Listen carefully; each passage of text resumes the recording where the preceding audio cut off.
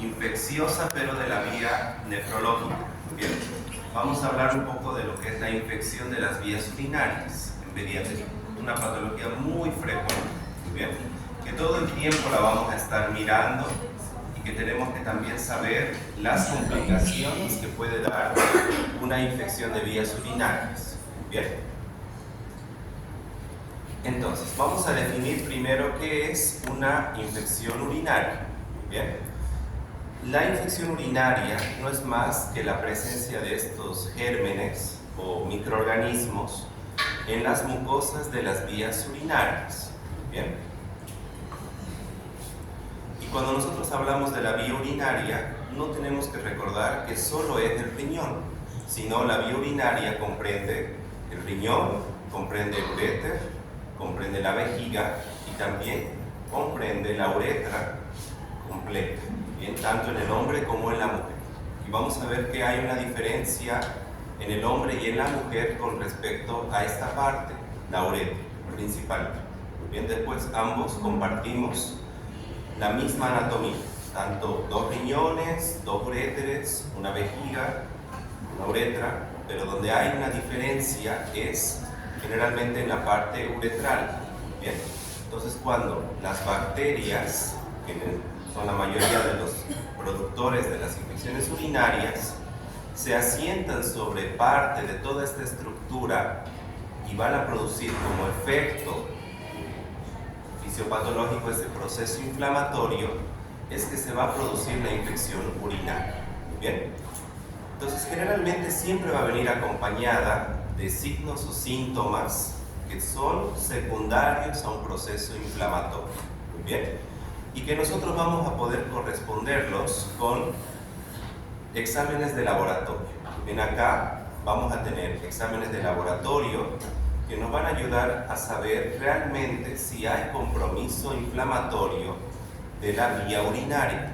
Y también vamos a encontrar exámenes de imagen que nos van a ayudar a saber por qué las infecciones urinarias pueden ser persistentes o complicadas. Bien. Ahora, la prevalencia varía con la edad, y esto es muy importante. En el primer año de vida, bueno, nosotros sabemos por medicina que siempre las infecciones urinarias son más frecuentes en las mujeres que en los hombres. La tasa de epidemiología siempre es mayor en la mujer, y por una razón principal. ¿Cuál es esta razón? La anatomía uretral. La uretra de la mujer es más corta o más larga que la del hombre. Es más corta. Al ser más corta, hace que las bacterias proliferen de una forma más fácil y rápida en la mujer. O sea, la mujer tiene riesgo de hacer uretritis, más cistitis constantemente, y tiene más riesgo también de hacer infecciones renales, que son más complicadas. En cambio, el varón, por tener una uretra un poco más larga, más anatómicamente larga, entonces es menos riesgoso de poder tener estos eventos urinarios. Muy bien. Pero eso cambia cuando tenemos el primer año de vida. En el primer año de vida, en el primer año de edad, en realidad el hombre tiene más infecciones urinarias que la mujer, y la relación es 4:1. O sea, los pacientes masculinos durante las primeras 12 meses de vida tienen mayor riesgo de hacer eventos urinarios infecciosos que las niñas. ¿Y eso se da por qué? Porque en el bebé, bueno, el paciente que tiene un año, siempre tiene esa tendencia a hacer una fimosis fisiológica. Si ustedes se dan cuenta, el bebecito masculino de un año todavía no puede retraer por completo el prepucio. Prácticamente a veces ni retrae nada. Entonces, al no retraer nada del prepucio, lo vuelve a esa parte una forma fácil de que se pueda adquirir una infección urinaria. Bien, pero cuando pasan los 12 meses, generalmente ya hay una retracción del prepucio en la mayoría de los pacientes masculinos, que hace más fácil que ya no se puedan colonizar bacterias por ese lugar. Muy bien. Entonces, en el primer año es más frecuente en el varón que en la mujer. Pasa el primer año y cambia completamente la relación. Ahora sí, la mujer va a tener más eventos urinarios que el varón. Bien, entonces eso tenemos que tener en cuenta cuando hablamos de la epidemiología o de las edades donde se presenta más la infección urinaria. Muy bien. Y como sabemos, es más prevalente en el sexo femenino por esas variaciones anatómicas que tiene la mujer, principalmente por la uretra. Bien. Ahora, la causa. ¿Cuáles son las causas que pueden provocar infecciones urinarias? Y vamos a saber que en el 70 al 90% de los casos, la causa principal de infección urinaria es una enterobacteria, muy parecida a las enterobacterias que producían las diarreas bacterianas. Muy bien, ahí vamos a hablar que la más frecuente o la que produce con más fuerza infecciones urinarias es la Escherichia coli. Bien, la Escherichia coli, que es una bacteria, sabemos, gram negativa, es una enterobacteria que coloniza el intestino. Bien, pero aparte de colonizar el intestino, también puede ser normal encontrarla en la flora urinaria y en la flora genital. Muy bien, entonces la Escherichia coli es la bacteria que más produce infecciones urinarias, tanto en el niño, o sea, en el pediátrico, como en el adulto. Muy bien. Fuera del E. coli también está la Klebsiella y el Proteus como otras bacterias que pueden provocar infecciones urinarias. Muy bien.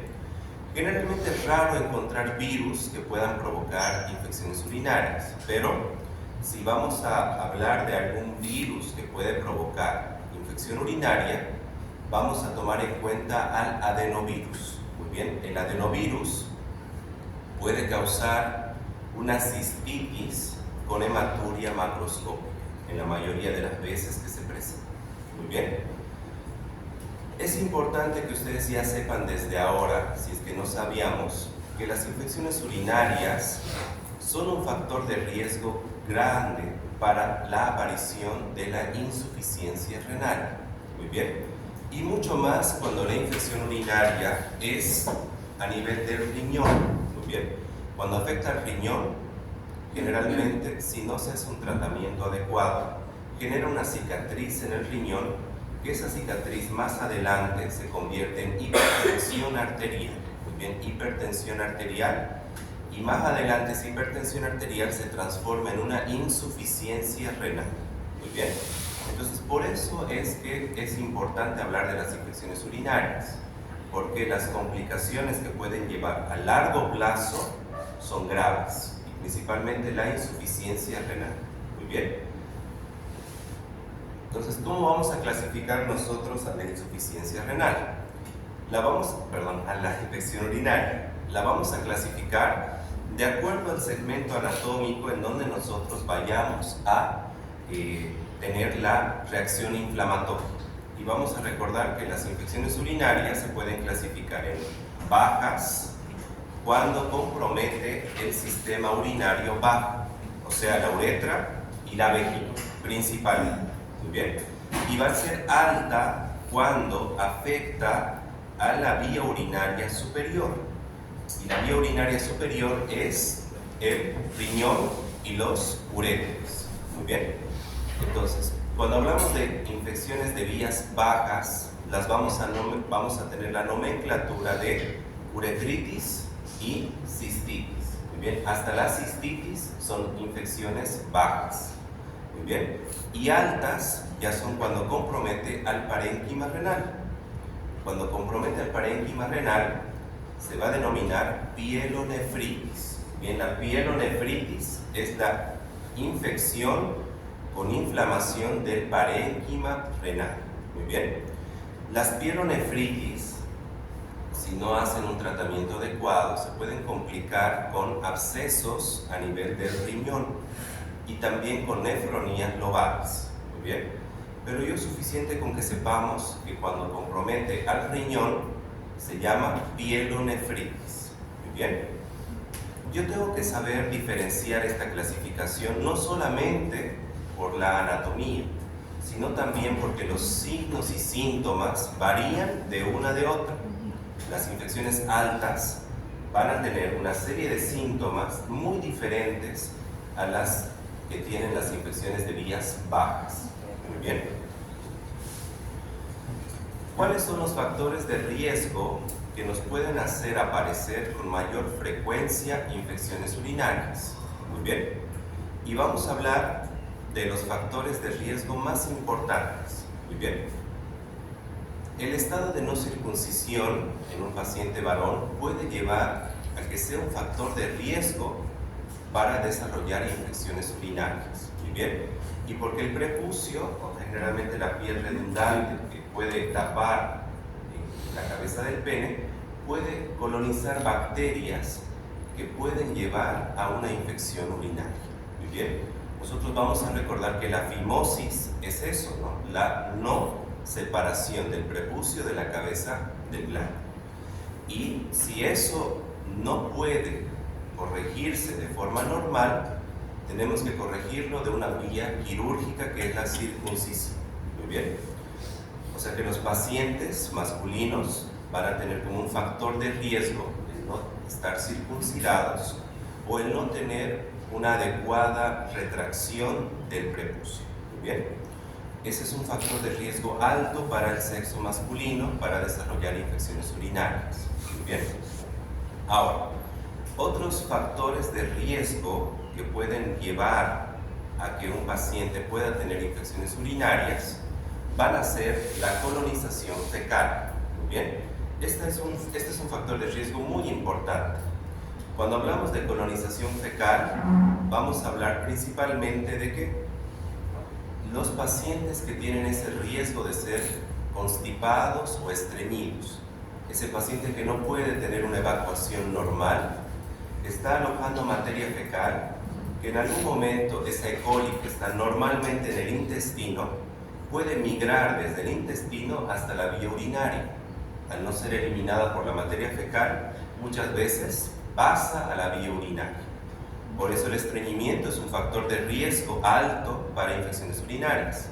Las mujeres que son estreñidas casi siempre hacen infecciones urinarias. El factor de riesgo es el estreñimiento. ¿Pero por qué? Colonización fecal. Muy bien.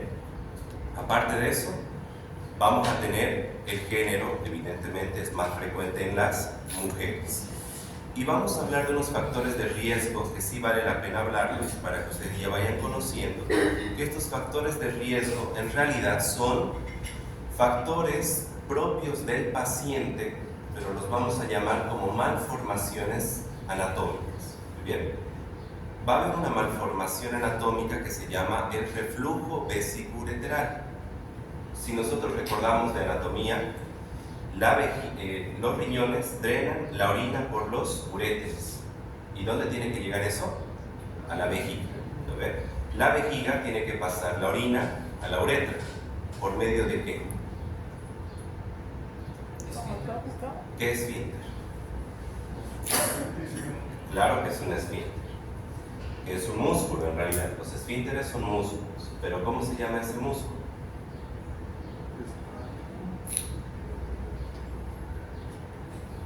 Importante saberlo. Las incontinencias urinarias se dan generalmente por debilitamiento de ese músculo que tenemos en la vejiga, en el trígono vesical. ¿Cómo se llama ese músculo? Anatomía. Muy lejana, ¿no? Se van a acordar que ese músculo se llama el músculo detrusor. Muy bien. El músculo detrusor es ese esfínter que tiene la vejiga que permite el paso de orina hacia la uretra. Muy bien. Si hay un debilitamiento de ese músculo, el paciente hace incontinencia urinaria. O sea, todo el tiempo está orinando sin un control. Porque el control urinario es voluntario o involuntario. Mixto. Voluntario, pero también tiene un componente involuntario. Muy bien. Entonces, sí, cuando hay incontinencia es porque falla ese esfínter, pese a que nosotros tratamos de evitar orinarnos por ese debilitamiento autonómico, el paciente termina teniendo diuresis. Muy bien. Ahora, el reflujo vesicureteral se refiere a que Lo normal es que la orina no tiene que pasar de la vejiga hacia dónde, hacia los ureteres, ¿no ven? No tiene por qué pasar hacia los ureteres. Pero en esta patología que es el reflujo, lo que sucede es que la orina llega hasta la vejiga y de la vejiga vuelve a pasar hacia los ureteres, o sea, es un movimiento de reflujo, como dice tal cual. O sea, hay un movimiento de retroposición desde la vejiga hacia los ureteres. Y eso obviamente puede provocar ¿qué cosa? Infecciones urinarias. Muy bien. Esas infecciones urinarias van a ser causadas por este reflujo vesicoureteral. Esta es una malformación. Muy bien. O sea, no es que nosotros vamos a producirnos un reflujo. No. El reflujo aparece por una malformación que tiene el paciente. O sea, nacen con reflujo o con esa malformación en el uréter. Muy bien. ¿Cuál creen que sería el tratamiento? Exacto, quirúrgico. El tratamiento es quirúrgico. Muy bien. Hay que reponer o hay que arreglar, suturar esa mala conexión que tiene el uréter con la vejiga. Muy bien. Entonces, ese es un factor de riesgo alto para que nosotros podamos hacer todo el tiempo infecciones urinarias. Y este factor de riesgo es independiente del sexo. Muy bien, o sea, no importa que sea masculino o sea femenino, si nace con esta patología, todo el tiempo va a tener infecciones urinarias. Muy bien, todo el tiempo. Porque por más que le demos antibióticos, los más potentes, los menos potentes, si yo no trato la causa, el paciente todo el tiempo va a tener esos eventos urinarios recurrentes. Muy bien. Ahora, aparte de tener esta malformación, que es muy importante, claro que estados de inmunosupresión pueden provocar infecciones recurrentes. Y estados de inmunosupresión, si hablamos de uno, por ejemplo, ¿cuál sería? ¿En qué paciente podemos pensar que tiene inmunosupresión? Muy bien, el VIH. El VIH provoca ¿qué cosa? Inmunosupresión. Otra patología que puede provocar inmunosupresión, el cáncer. Bien, el cáncer, claro que provoca inmunosupresión y más el tratamiento que se hace para el cáncer. O sea, la quimioterapia barre con todas las líneas celulares blancas. Entonces, los pacientes oncológicos, que no solo son adultos, eso tenemos que saber, el cáncer igual ataca a los niños, puede hacer que se convierta en un factor de riesgo para que haga infecciones urinarias. Muy bien. Perfecto. Entonces, sabemos que las infecciones urinarias pueden ser un factor de riesgo para cicatriz renal. Eso tenemos que tenerlo claro. Las pielonefritis principalmente, cuando afectan al riñón, pueden dejar una cicatriz que más adelante se puede convertir en una insuficiencia renal. Muy bien. Vamos a ver ahora la pielonefritis, pero hablando más que todo de las manifestaciones clínicas que produce la pielonefritis. Muy bien. Y para que ustedes ya se ubiquen de una forma fácil, pielonefritis es lo mismo que decir fiebre. Bien, todas las infecciones bajas no vienen con fiebre. Cuando compromete al riñón, viene con fiebre. Muy bien. Perdón. Y no tiene yo. Muy bien. Aparte de la fiebre, el paciente va a tener un compromiso del estado general. Cuando hablamos de compromiso del estado general, vamos a decir que el paciente tiene astenia, vómitos, náuseas, debilitamiento, todo eso es compromiso del estado general. Muy bien. Las infecciones altas siempre vienen con eso, fiebre más compromiso del estado general. Y pueden o no pueden tener síntomas de infecciones bajas. Muy bien, puede o puede no haber. No siempre las pielonefritis van a venir con toda la clínica de las infecciones bajas que vamos a ver más adelante. Muchas veces solo vienen con fiebre, vómitos y que el paciente tiene náuseas. Muy bien. Entonces, en los niños muchas veces la fiebre con vómito no siempre refleja infecciones intestinales, porque cuando nosotros estudiamos diarrea, decíamos, el paciente que hace fiebre y vomita, estamos pensando que seguramente comió algo y le hizo daño, pero no siempre. Muchas veces la fiebre con vómitos termina siendo una infección urinaria. Muy bien. Entonces, en el manejo de la fiebre en un paciente pediátrico, siempre tenemos que tener en cuenta como diagnóstico diferencial las infecciones urinarias. Mucho más si es... ¿Qué cosa? Mucho más si es niña. Mucho más si es niña. Y mucho más si es niño, ¿hasta qué edad? Hasta el año. Si es un niño de 1 año, tengo que pensar, esta puede ser una infección urinaria. No solo pensar en las infecciones respiratorias, sino también en infecciones urinarias. Muy bien. Ahora, las bajas, y de las bajas vamos a tener a la más representativa, la cistitis, que afecta a la vejiga. ¿Cómo se manifiesta la cistitis? Muy bien. La cistitis se va a manifestar con síntomas locales de la vía baja, o sea, urovesicales. ¿Y qué síntomas va a tener el paciente? Disuria, polaquiuria, tenesmo, hematuria, va a tener incontinencia, pero generalmente no viene con fiebre. Si aparece es muy raro, no aparece con la fiebre en la mayoría de los casos. Muy bien. Y vamos a hacer un poquito de recuerdo de estos conceptos que necesitamos saberlos. ¿Qué es disuria? Dolor al oído. Polaquiuria. ¿Aumento de qué? Frecuencia de las mixitis. ¿Con volumen o sin volumen? Y si fuera con volumen, ¿cómo se llama? Poliuria. Muy bien. Hematuria. Sangre en orina. Muy bien, que puede ser tanto macroscópica como puede ser microscópica. Cuando es macroscópica, la vemos. Cuando es microscópica, aparece en el examen de orina. Muy bien. ¿Y tenesmo? ¿Qué es tenesmo? Una sensación de siempre que puede ser tenesmo vesical, la sensación de siempre que no hay. Exacto. Es esa sensación que tiene el paciente cuando va a tener la diuresis y sale, siente que no ha terminado de completar la diuresis. Entonces, esa sensación de vaciado incompleto es el tenesmo, que puede aparecer tanto en la vía urinaria como una infección urinaria, como en las diarreas también.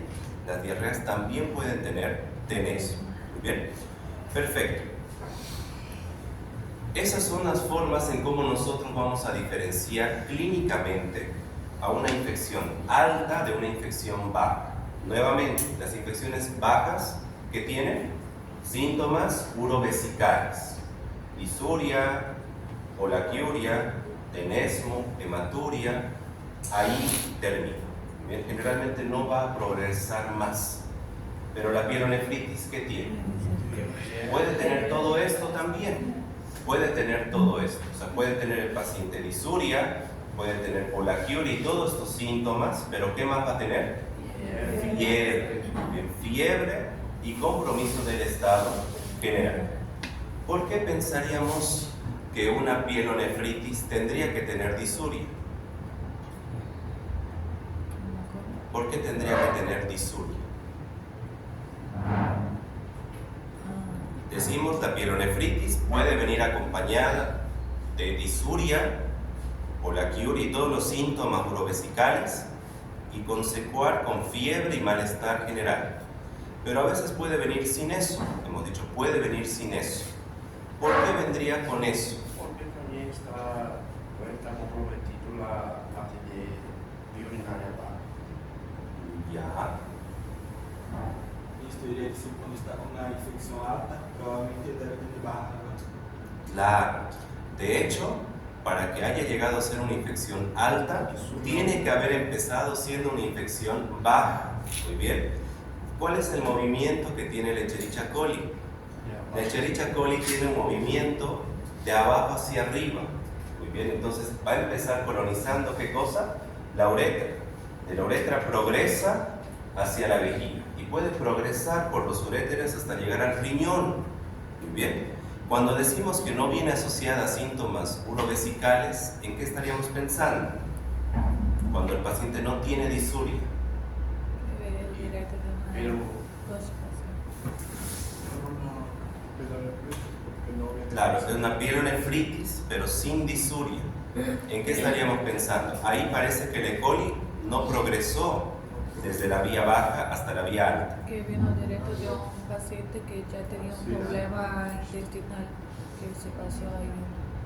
Como eso, vos dije que exacto, la constipación muy bien. se pasó. Cuando el paciente tiene alto riesgo de estreñimiento, cuando tiene materia fecal, no puede eliminarla, la E. coli de la materia fecal en el intestino pasa directo al riñón sin necesidad de viajar por la vía urinaria.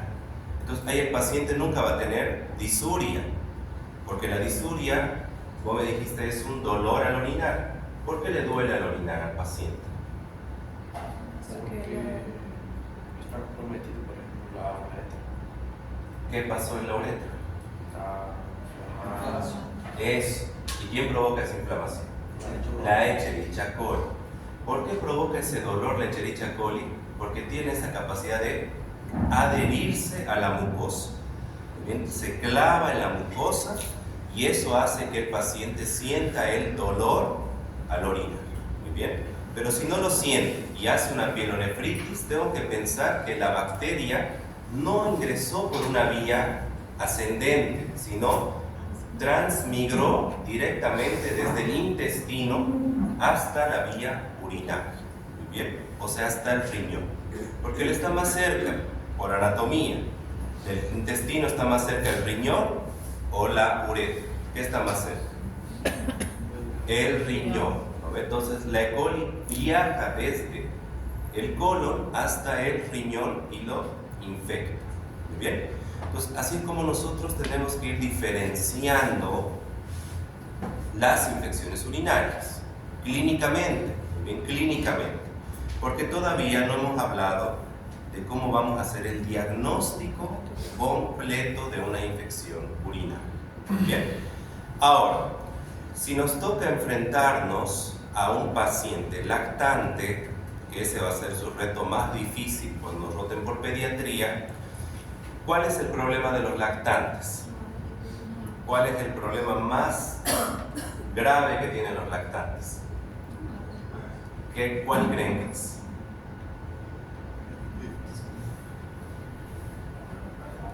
Yo les digo, ustedes van a tener problemas cuando les toque enfrentarse a los lactantes. ¿Pero por qué va a ser? Eso. ¿Por qué no hablan? No hablan. Si ustedes le van a preguntar algo, no les va a responder. ¿Tienes disuria? No nos va a decir no o sí, obviamente, porque todavía no tiene la parte verbal. Muy bien. Entonces ahí, cuando estamos frente a un lactante, tenemos que tomar en cuenta qué cosa, lo que el paciente manifiesta generalmente. Y ahí, como nos dice esta tabla, miren, para el paciente lactante menor de 3 meses, ¿cómo yo me voy a dar de cuenta que el paciente está haciendo infección urinaria?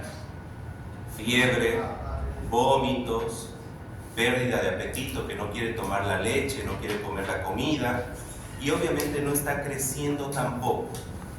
Y la madre nos tiene que orientar en el decir, sí, está orinando menos, la orina está más fétida, todo eso, con eso yo voy a poder llegar al diagnóstico sospechoso de una infección urinaria, cuando el lactante no nos colabora verbalmente. Muy bien. Y si ya es un escolar, más fácil, ¿no ve? ¿Por qué?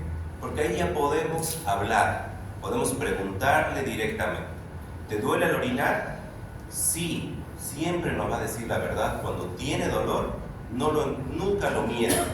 Cuando realmente tiene dolor, el niño dice la verdad y nos va a decir, sí me duele cuando orino. Y vamos a evidenciar la fiebre porque tenemos a la mamá que nos va a confirmar todos los otros síntomas y signos que tiene el paciente. Muy bien. Entonces, de acuerdo a si el paciente nos colabora o no nos colabora, tenemos que adecuarnos al paciente. Muy bien. Principalmente con el tema de la fiebre, ya les estoy diciendo, es un diagnóstico diferencial siempre tener en la cabeza infección urinaria. Muy bien. Perfecto. Con todo lo que hemos hablado hasta ahora, yo puedo fácilmente sospechar en una infección urinaria. Mucho más si tenemos un paciente femenino que tiene disuria y que tiene fiebre y vómitos. Con eso yo digo, probablemente esta es una pielonefritis. Muy bien. Pero ¿cómo voy a confirmar realmente que es una pielonefritis o que es una infección urinaria? Por medio de estudios complementarios. Muy bien. ¿Y qué estudio complementario vamos a utilizar o vamos a solicitar? Muy bien. ¿Qué más? ¿Cuál es el más importante?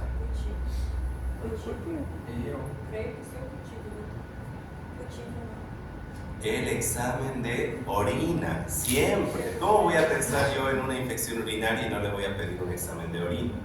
Más importante todavía que el hemograma, que los reactantes de fase aguda, yo tengo que pedir siempre que sospechamos en una infección urinaria, orina. Y la orina principalmente, ¿por qué? Porque me va a ayudar a saber realmente si hay o no hay contaminación y hay proceso inflamatorio. Pero aparte de eso, el examen de orina nos va a ayudar en otra cosa muy importante. ¿Cuál es eso? Nos va a mostrar qué bacteria. ¿Cuál? El obrucotivo nos va a mostrar qué tipo de bacteria que hay. Exacto. Solamente con el examen de orina yo puedo aislar qué bacteria está produciendo todo esto. Y para poder aislar a la bacteria, el estudio se llama urocultivo. Bien, no es que vamos a tomar de dos exámenes de orina separados. De esa misma muestra de orina, yo puedo estudiar el examen general de orina y también mandarlo a hacer un urocultivo. Muy bien.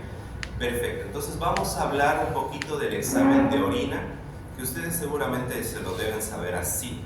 ¿No ve? Muy bien.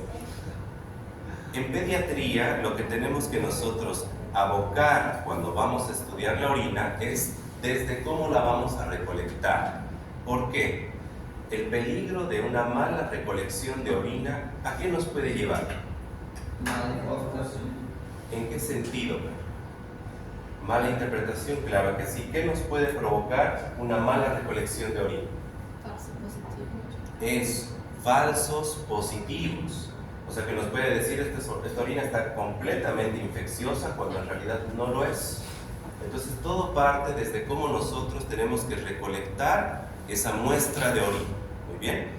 Y en los lactantes, muy complicado recolectar la muestra de orina. La mejor forma de recolectar orina que ustedes conocen en el adulto, ¿cuál es? ¿Cómo se llama eso? Sonda vesical. Yo creo que nadie quiere que le coloquemos una sonda vesical. Si un adulto que nos va a colaborar, ¿cómo le vamos a decir? Claro, ¿cómo se llama eso? Muestra de orina. Muestra de orina. ¿Cómo, Fer? Le va a explicar. ¿Quiere que explique los procesos? Claro, yo entiendo, sé que están bien, pero ahí le vamos a complementar con el nombre correcto. No podemos decir recolecte la muestra en una muestra de orina. Yo no le voy a decir tampoco a los doctores que ustedes ya van a enfrentar más adelante, tiene que recolectarlo por la muestra de orina.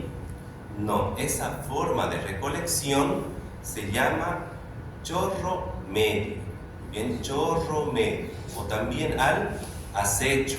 Bien, al acecho o en chorro medio. ¿Por qué? Porque mientras está orinando el paciente, en medio del chorro es donde tiene que colocar ¿qué cosa? El frasco colector. Muy bien. ¿Se utiliza el primer chorro de orina o no?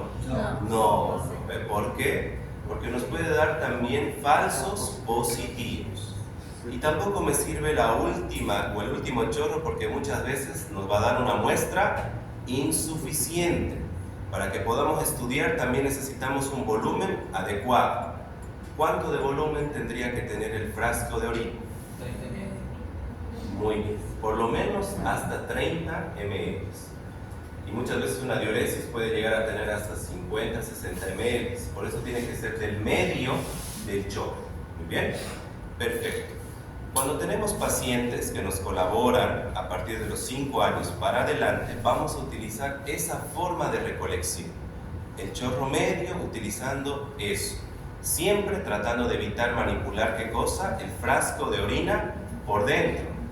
Porque ustedes con que hayan tocado parte del frasco de orina con sus dedos, por más limpios que sean, igual están depositando una bacteria. Muy bien, porque las bacterias pueden estar, a pesar de lavarnos todo el tiempo las manos, presentes en nuestra piel. Muy bien, pero ¿qué pasa si tenemos un paciente menor de 5 años? ¿Cómo lo vamos a hacer? Vamos a utilizar la bolsa colectora de orina. Muy bien, como estamos viendo en la imagen acá, se tiene que pegar en la zona genital en la mujer y en el varón también esta bolsa colectora, y tenemos que esperar que el paciente tenga una diuresis espontánea.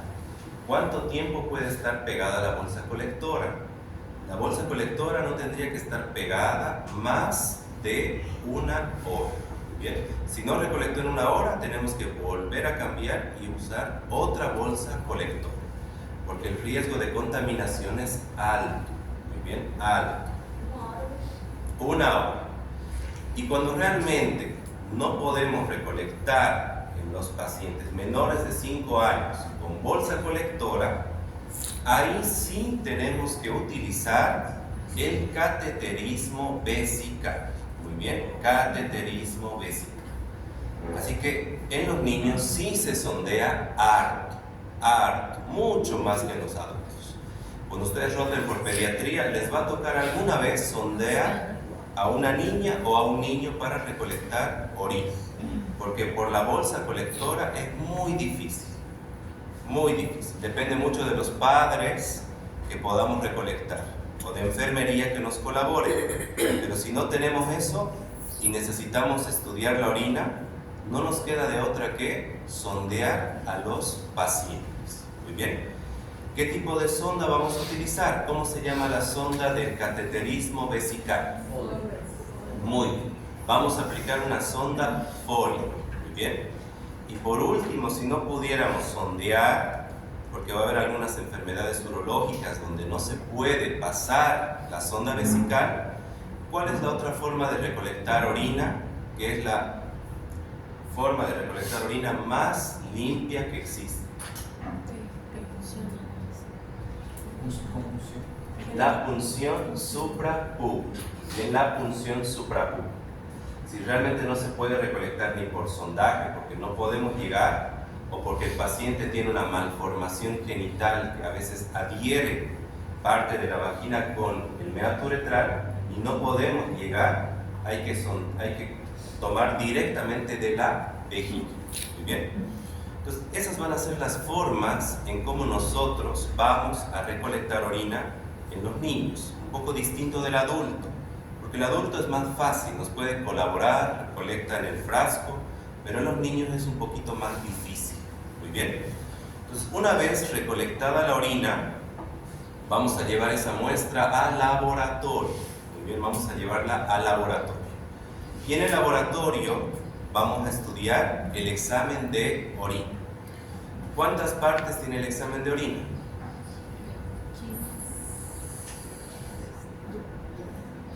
3. ¿Cuáles? ¿Cuáles son? ¿Y qué partes son las que veríamos alteradas en una infección urinaria? No son 2, macro y micro. pH. Desde, a ver, antes que se vayan al pH, ¿cuántas partes tiene el examen de orina? 3, muy bien, pero ¿cómo se llaman esas 3? El macroscópico. Ya, macroscópico. No se aplica eso, pero No sé. el examen físico, ese es el examen físico. Bien, hay una parte física que se llama la macroscópica, que también le pueden decir. Luego tenemos el examen químico por la tira reactiva y tenemos por último el sedimento. Bien, el sedimento, que son las células que vamos a ver en el examen de orina. Muy bien. El examen físico es todo lo que vos me estabas comentando.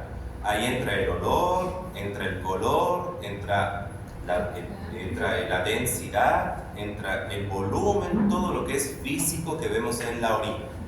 ¿Y cómo tendría que estar en una infección urinaria? Eso. ¿El olor cómo tendría que estar? Fétido. ¿El color? Un poco más concentrado, amarillo. Muy bien. ¿El volumen? Normal. Si se logra recolectar bien una muestra, normal. Y luego vamos a pasar al examen químico. En el examen químico, o el microscópico, por así decir, ¿qué vamos a encontrar en el examen químico? No. pH. ¿Qué más? Proteínas. Muy bien. ¿Qué más? Cetonas. Glucosa, cetonas. ¿Qué más? Bilirrubinas. ¿Qué más? Nitritos. ¿Qué más? Bilirrubinas, urobilinol. ¿Qué más? ¿Qué falta? Hay algo muy importante. Casi todo está completo, pero falta una cosita. Ya dijeron glucosa. Creatinina. Hemoglobina. Bien. Hemoglobina también se ve en el examen químico. Bien. En el examen de una infección urinaria, ¿qué encontraríamos positivo en el examen químico? Cetonas. ¿Qué nos representan las cetonas en el examen químico? Pielonefritis. No. Puede ser acidosis. ¿Qué más? ¿La acidosis por qué se da? Ya hemos visto, ¿se acuerdan? Con algunos. ¿Cuál era una causa de acidosis metabólica?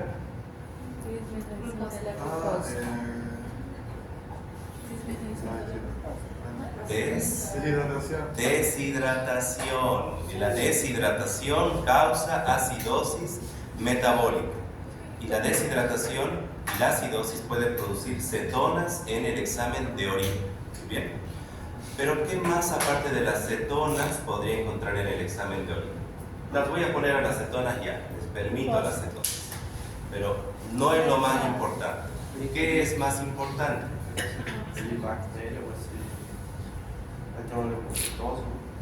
Todavía no me llegó al sedimento. ¿Glucosa encontraré o no? Sí. No. ¿Por qué tendría que encontrar glucosa? No. ¿En quién pensaría si tengo glucosa positivo? No, si tiene cetonas, Diabetes. tiene... Ya, diabetes fuera. ¿Hemoglobina? Podría ser, No. pero no por... Solamente si en el examen físico hubiera salido hemoglobina también con sangre roja, ¿no? En el examen físico. Entonces, no. ¿Proteínas? Sí. ¿Podría aparecer proteínas? Sí. No sé por qué aparecerían proteínas. Por parte de la... Bueno, Cuando aparecen sí, proteínas, ¿en qué tiene estamos efecto. pensando en el examen de orina? La falla. Estamos repasando, tranquilos. No me acuerdo. ¿Eso? ¿Enfermedad de quién? ¿De qué parte del riñón? ¿Dónde se filtran las proteínas? Glomérulo, muy bien. O sea, proteínas solamente voy a ver en enfermedades glomerulares. ¿No ve? Entonces, infección urinaria no afecta al glomérulo. Muy bien, no afecta al glomérulo. La infección urinaria provoca una reacción inflamatoria en parénquima renal, pero no tiene por qué mandar proteínas a la orina. ¿Qué sí voy a encontrar en el examen de orina? Eso, nitritos. Muy bien. ¿Por qué son los nitritos? ¿Por qué son tan importantes en la infección urinaria? Los nitritos. Puede ser que no nos acordemos. Acá está. No deberían aparecer en un examen de orina normal, nunca. que no debería haber nitritos. Si hay nitritos positivos, que lo marca el examen de orina, eso me tiene que hacer pensar en que sí hay una bacteria, que es la E. coli, que transforma esos nitratos en nitritos. El riñón forma nitratos de forma normal, pero no tienen que verse en el examen de orina. Cuando la E. coli coloniza el riñón, los transforma a nitritos que ya el riñón no los puede absorber. Entonces los elimina por orina. Y eso es un indicador bastante importante de infección urinaria. Muy bien. De hecho, si ustedes encuentran nitritos, prácticamente ya se confirma el diagnóstico de infección urinaria. Sin necesidad de que yo vea el sedimento, solamente con el examen químico, si veo nitritos ya positivos, ya le da mayor valor a la infección urinaria. Bien, o sea, le da un diagnóstico alto. Muy bien. Porque solo la Escherichia coli tiene esa capacidad de producir eso. Los virus no, las otras bacterias tampoco. Muy bien. Perfecto. Vamos a ver el sedimento urinario. Y en el sedimento urinario, ¿qué vamos a encontrar? De forma normal en el examen de orina. La bacteria. ¿Qué ven en el examen de orina en la parte que dice sedimento? ¿Glucosa? No, glucosa. No, Leucocitos, muy bien. ¿Qué más? Monocitos. Leucocitos, ¿qué más? segmentados. Hematíes, eritrocitos, ¿habrá o no? O sea, sí nos reporta el examen de orina, siempre. Van a ver en el sedimento, dice eritrocitos o hematíes, leucocitos. ¿Qué más dice el sedimento? Bacterias, dice cilindros. Muy bien. O sea, todo eso nos dice si hay o no hay. Lo normal es que no tiene que haber nada. No tiene que haber bacterias, no tiene que haber leucocitos, no tiene que haber hematíes, no tiene que haber cilindros tampoco. Si apunta positivo para cualquier